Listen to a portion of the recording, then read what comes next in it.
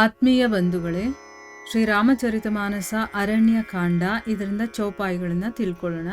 ಅನುಸುಯಿಯಾಕೆ ಪದಗಹಿ Sita milli ಬಹೋರಿ Sushila Binita ऋषि पतिनी मन सुख अधिकाई आशीष देई निकट बैठाई दिव्य बसन भूषण पहिराये जे नित नूतन अमल सुहाये कह ऋषि बधु सरस मृदु पानी नारी धर्म कछु ब्याज बखानी मातु पिता भ्राता हितकारी मित प्रद सब सुनु राजकुमारी अमित दानी भर्ता बयदेही अधम सो नारी जो सेवन तेही धीरज धर्म मित्र अरुनारी आपद काल परिखिया ही चारी वृद्ध रोग बस जड़ धनहीना अंध बधिर क्रोधी अति दीना ऐसे हु पति कर किए अपमाना नारी पाव जमपुर दुख नाना एक ही धर्म एक व्रत ನೇಮ ಕಾಯ ಬಚನ ಮನ ಪತಿ ಪದ ಪ್ರೇಮ. ಇವು ಚೌಪಾಯಿಗಳು. ಈಗ ಇದರ ಅರ್ಥವನ್ನ ತಿಳ್ಕೊಳ್ಳೋದಕ್ಕೆ ಪ್ರಯತ್ನ ಮಾಡೋಣ. ಸೀತಾದೇವಿಗೆ ಈ ಒಂದು ಅಧ್ಯಾಯದಲ್ಲಿ ಸೀತಾದೇವಿಗೆ ಅನಸೂಯಾದೇವಿಯ ಉಪದೇಶಗಳನ್ನ ಕೇಳ್ತೀವಿ. ಇಲ್ಲಿ ತುಳಸಿದಾಸರು ಹೇಳುತ್ತಾರೆ, ಅತ್ರಿ ಮುನಿಗಳು ಪ್ರಾರ್ಥನೆ ಮಾಡ್ಕೊಳ್ತಾರೆ, ಸ್ವಾಮಿ ನನ್ನ ಬುದ್ಧಿ ನಿನ್ನ ಚರಣಗಳನ್ನ ಯಾವತ್ತೂ ಬಿಡದೆ ಇರಲಿ. ನೋಡಿ, ಅವರು ಎಲ್ಲವನ್ನ ದಾಟಿರುವಂಥವ್ರು, ತಮ್ಮ ಇಂದ್ರಿಯಗಳಿಗೆ ಸ್ವಾಮಿ ಅಂದ್ರೆ ಏನು, ಇಂದ್ರಿಯಗಳನ್ನ ಗೆದ್ದಿರುವಂಥವ್ರು. ಆದರೂ ಕೂಡ ನನ್ನ ಬುದ್ಧಿ ನಿನ್ನ ಚರಣಗಳನ್ನ ಯಾವತ್ತೂ ಬಿಡದೆ ಇರಲಿ. ಯಾಕಂದ್ರೆ ಬುದ್ಧಿ ಯಾವಾಗ ಏನು ಮಾಡುತ್ತೆ ಅಂತ ಹೇಳಕ್ಕಾಗಲ್ಲ. ಅದಕ್ಕೋಸ್ಕರ ನನ್ನ ಬುದ್ಧಿ ಯಾವಾಗಲೂ ನಿನ್ನ ಚರಣಕಮಲದಲ್ಲಿರಬೇಕು. ಆ ರೀತಿ ನನಗೆ ನೀನು ಆಶೀರ್ವಾದ ಮಾಡಬೇಕು, ಅಥವಾ ಆ ರೀತಿಯ ಒಂದು ಕೃಪೆ ನನ್ನ ಮೇಲೆ ಮಾಡಬೇಕು ಅಂತ ಹೇಳಿ ಅವರು ಬೇಡ್ಕೊಳ್ತಾರೆ. ಆಮೇಲೆ ಪರಮಶೀಲವತಿಯು ವಿನಮ್ರಳು ಆದಂತಹ ಸೀತಾದೇವಿ ಏನ್ ಮಾಡ್ತಾಳೆ, ಅತ್ರಿ ಮಹರ್ಷಿಗಳ ಪತ್ನಿ ಅನಸೂಯಾದೇವಿಯ ಚರಣಗಳಿಗೆ ಅವಳು ನಮಸ್ಕಾರವನ್ನ ಮಾಡ್ಕೊಳ್ತಾಳೆ. ಮುನಿಪತ್ನಿ ಹೆಚ್ಚಾಗಿ ಸಂತೋಷಪಟ್ಟು ಸೀತಾದೇವಿಯನ್ನ ಆಶೀರ್ವದಿಸಿ ತನ್ನ ಹತ್ರನೇ ಅವಳು ಕೂರಿಸ್ಕೊಳ್ತಾಳೆ. ಆಮೇಲೆ ಅವಳು ಸೀತಾದೇವಿಗೆ ನಿತ್ಯ ನೂತನವೂ ನಿರ್ಮಲವೂ ಮನೋಹರವೂ ಆದಂತಹ ದಿವ್ಯ ವಸ್ತ್ರ ಆಭೂಷಣಗಳನ್ನ ತೊಡಿಸ್ತಾಳೆ. ಅಂದ್ರೆ ಋಷಿಗಳು ಮತ್ತೆ ಋಷಿ ಪತ್ನಿಯರ ಹತ್ರ ತುಂಬಾ ದಿವ್ಯವಾದಂತಹ ವಸ್ತುಗಳಿರತ್ತೆ. ಸೊ ಅದಕ್ಕೋಸ್ಕರ ಆ ದಿವ್ಯ ವಸ್ತ್ರಗಳಂದ್ರೆ ಯಾವತ್ತೂ ಮಲಿನವಾಗೋದಿಲ್ಲ. ಅದು ಆ ತರದ ಒಂದು ವಸ್ತ್ರಗಳನ್ನ ಕೊಡ್ತಾಳೆ, ಮತ್ತೆ ಆಭೂಷಣಗಳನ್ನ ಕೊಡ್ತಾಳೆ. ಮತ್ತೆ ಅನಸೂಯಾದೇವಿ ಏನ್ ಮಾಡ್ತಾಳೆ, ಸೀತೆಯನ್ನ ನೆಪವಾಗಿಟ್ಕೊಂಡು ಮೃದು ಮಧುರ ವಚನಗಳಿಂದ ಕೆಲವು ಸ್ತ್ರೀ ಧರ್ಮಗಳನ್ನ ವಿವರಿಸಿ ಹೇಳ್ತಾಳೆ. ನೋಡಿ, ಇಲ್ಲಿ ಸೀತಾದೇವಿ ಆಲ್ರೆಡಿ ಅವಳು ಪತಿವ್ರತೆನೆ ಅಲ್ವಾ, ಅವಳಿಗೆ ಯಾವುದೇ ಉಪದೇಶ ಬೇಕಾಗಿಲ್ಲ. ಆದರೆ ಅದಕ್ಕೆ ಇಲ್ಲಿ ತುಳಸಿದಾಸರು ಹೇಳ್ತಾ ಇದ್ದಾರೆ ನೋಡಿ, ಅವಳನ್ನ ನೆಪವಾಗಿ ಇಟ್ಕೊಂಡು, ಅಂದ್ರೆ ಅವಳನ್ನ ನಿಮಿತ್ತವಾಗಿ ಇಟ್ಕೊಂಡು, ಅವಳ ಮೂಲಕ ಇನ್ನೂ ಬೇಕಾದಷ್ಟು ಜಗತ್ತಲ್ಲಿ ಸ್ತ್ರೀಯರಿದಾರಲ್ಲ ಅವರಿಗೆಲ್ಲ ಒಂದು ಸಂದೇಶ ಕೊಡಬೇಕು. ಅವಳು ಸ್ತ್ರೀ ಧರ್ಮ ಹೇಗೆ ಕಾಪಾಡ್ಕೋಬೇಕು, ನಾವು ಸ್ತ್ರೀ ಧರ್ಮದಲ್ಲಿ ಏನೇನು ಮಾಡಬೇಕು ಅನ್ನೋದನ್ನ ಹೇಳೋದಕ್ಕೋಸ್ಕರ, ಹೇಗೆ ಕೃಷ್ಣ ಅರ್ಜುನನನ್ನ ನಿಮಿತ್ತನಾಗಿ ಇಟ್ಕೊಂಡು ಭಗವದ್ಗೀತೆಯನ್ನ ಹೇಳಿದ್ನೋ, ಅದೇ ರೀತಿ ಇಲ್ಲಿ ಅನಸೂಯಾದೇವಿ ಸೀತೆಯನ್ನ ನಿಮಿತ್ತವಾಗಿ ಇಟ್ಕೊಂಡು ಸ್ತ್ರೀ ಧರ್ಮದ ಬಗ್ಗೆ ಈಗ ವಿವರಣೆಯನ್ನ ತಿಳಿಸ್ತಾಳೆ.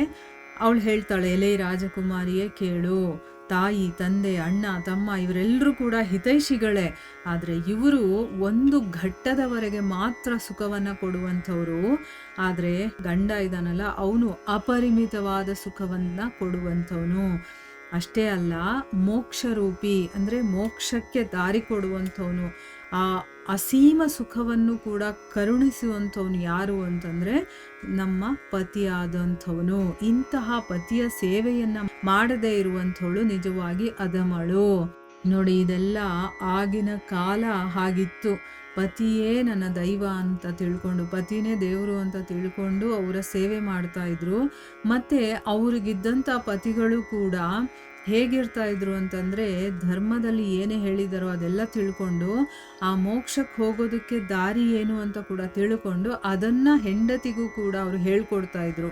ಆಮೇಲೆ ಗಂಡನನ್ನೇ ಸರ್ವಸ್ವ ಅಂತ ತಿಳ್ಕೊಂಡು ಅವರನ್ನೇ ಪೂಜಿಸ್ತಾ ಅವರು ಪಾತಿವ್ರತ್ಯ ಮಾಡ್ತಾ ಹೋದಾಗ, ಆ ವ್ರತವನ್ನು ಹಿಡಿದು ಹೋದಾಗ ಅವರಿಗೆ ಮೋಕ್ಷನೇ ಸಿಕ್ಕಿಬಿಡ್ತಾ ಇತ್ತು ಅಂತ ಒಂದು ಕಾಲ ಅದು. ಅದಕ್ಕೆ ಅಲ್ಲಿ ಹೇಳ್ಕೊಡ್ತಾ ಇದ್ದಾಳೆ, ಯಾರು ಅಂತ ಗಂಡನನ್ನು ಪೂಜಿಸೋದಿಲ್ವೋ, ಅವನನ್ನು ಚೆನ್ನಾಗಿ ನೋಡ್ಕೊಳ್ಳೋದಿಲ್ವೋ, ಅವನ ಸೇವೆ ಮಾಡೋದಿಲ್ವೋ, ಅವಳಿಗೆ ಆ ಮೋಕ್ಷ ಅನ್ನೋದು ಸಿಗೋದಿಲ್ಲ ಅಂತಂದ್ಬಿಟ್ಟು ಹೇಳ್ತಾ ಇದ್ದಾಳೆ. ಅಂದರೆ ಅಂಥವರು ಅಧಮರು ಅಂತ ಹೇಳ್ತಾ ಇದ್ದಾರೆ. ಆಪತ್ಕಾಲದಲ್ಲೇ ಧೈರ್ಯ, ಧರ್ಮ, ಮಿತ್ರ, ಹೆಂಡತಿ ಇವರ ಪರೀಕ್ಷೆ ಆಗುತ್ತೆ. ಅಂದರೆ ಯಾವಾಗ ಆಪತ್ಕಾಲ ಬರುತ್ತಲ್ಲ, ಅಂಥ ಸಮಯದಲ್ಲೇ ನಮಗೆಷ್ಟು ತಾಳ್ಮೆ ಇದೆ, ಮತ್ತು ನಾವು ಧರ್ಮವನ್ನು ಎಷ್ಟರ ಮಟ್ಟಿಗೆ ಪಾಲನೆ ಮಾಡ್ತೀವಿ, ಮತ್ತು ನಮ್ಮ ಮಿತ್ರರು ಯಾರು, ಹೆಂಡತಿ, ಇಂಥವ್ರಿಗೆಲ್ಲರಿಗೂ ಕೂಡ ಪರೀಕ್ಷೆ ಬಿಡೋದು ಅಂಥ ಟೈಮಲ್ಲೇ ಅಂತ ಹೇಳ್ತಾ ಇದ್ದಾರೆ. ಅದಕ್ಕೆ ಆಪತ್ಕಾಲ ಬಂದಾಗ ನಾವು ಯಾವತ್ತೂ ಗಂಡನನ್ನು ಬಿಡಬಾರ್ದು, ಸಪೋರ್ಟಿವ್ ಆಗಿ ನಿಂತ್ಕೋಬೇಕು ಅಂತ ಅರ್ಥ.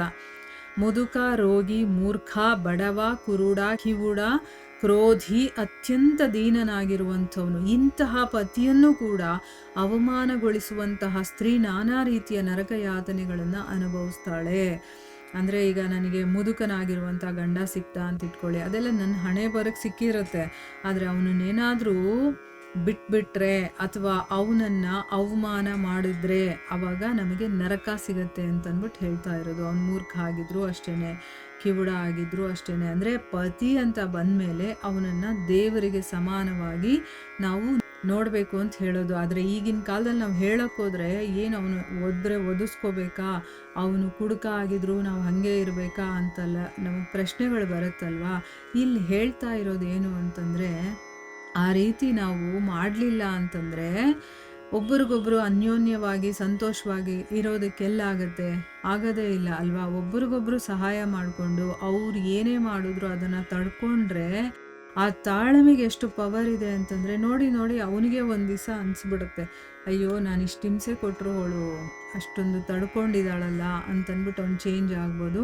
ಚೇಂಜ್ ಆಗಿಲ್ಲ ಅಂತಂದ್ರೂ ಕೂಡ ನಮ್ಮ ತಾಳ್ಮೆ ಇದೆಯಲ್ಲ, ಅದು ನಮ್ಮನ್ನು ಮುಕ್ತಿಯ ಕಡೆಗೆ ಕರ್ಕೊಂಡು ಹೋಗುತ್ತೆ. ಸೊ ಆ ರೀತಿ ನಾವು ಇದನ್ನು ತಪ್ಪಾಗಿ ತಿಳ್ಕೊಬಾರ್ದು. ಹೆಂಗಸ್ರಿಗೆ ಮಾತ್ರ ಹೇಳ್ತಾ ಇದ್ದಾರೆ ಅಂತ ಧರ್ಮಗ್ರಂಥಗಳಲ್ಲಿ ಗಂಡಸರಿಗೂ ಬೇಕಾದಷ್ಟು ರೀತಿ ನೀತಿಗಳು ನಿಯಮಗಳನ್ನು ಹೇಳಿದ್ದಾರೆ, ಹೆಂಗಸರಿಗೂ ಕೂಡ ಹೇಳಿದ್ದಾರೆ. ಇಲ್ಲಿ ಯಾರ್ಯಾರ ಒಂದು ಗುಣ ಹೇಗಿರಬೇಕು, ಅವರು ಯಾವ ರೀತಿ ತಮ್ಮ ಧರ್ಮವನ್ನು ಪಾಲನೆ ಮಾಡಬೇಕು, ಇಲ್ಲಿ ಮುಖ್ಯವಾಗಿ ಇದು ಹೇಳಿರೋದಕ್ಕೆ ಕಾರಣ ಏನು ಅಂತಂದರೆ, ತಾಳ್ಮೆ ಅನ್ನೋದು ಹೆಣ್ಣಿಗೆ ಜಾಸ್ತಿ ಇರೋದಲ್ವಾ.